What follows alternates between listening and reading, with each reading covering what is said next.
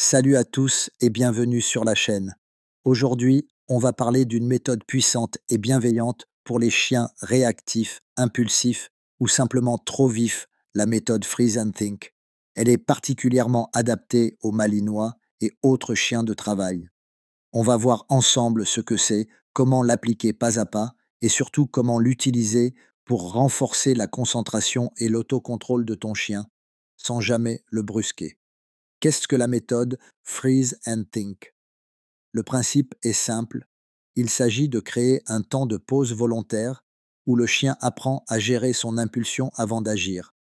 On interrompt doucement l'action pour l'aider à réfléchir et choisir son comportement. Ce n'est pas un blocage ou une punition.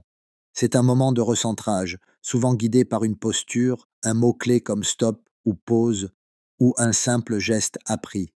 Avec de la pratique, ton chien apprend que s'arrêter pour penser est payant.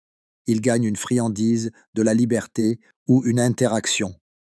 Pourquoi c'est utile chez les Malinois? Les Malinois sont vifs, réactifs, hyper connectés à l'humain. Mais ils peuvent aussi partir trop vite, aboyer, sauter, mordre la laisse. La méthode Freeze and Think leur offre une compétence essentielle: le délai de réaction. Elle développe l'autocontrôle, la gestion des émotions, la compréhension du cadre. Elle permet de créer un chien plus réfléchi, plus stable et surtout plus facile à vivre, en particulier dans les environnements riches en stimulation. Comment l'appliquer?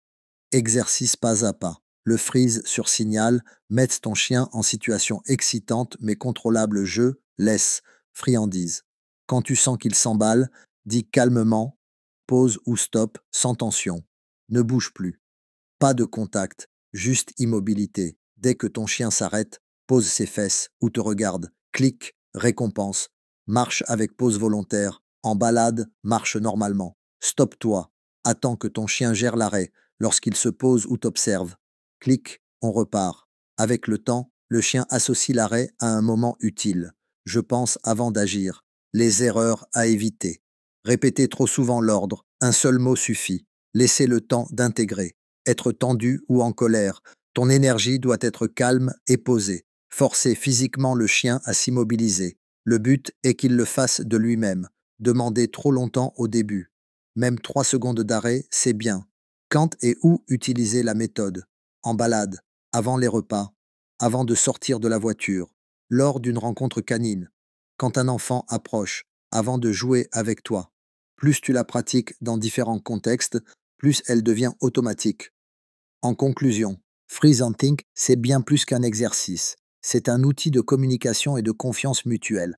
Ton chien apprend à se poser, à te lire, à choisir un comportement au lieu de réagir par instinct.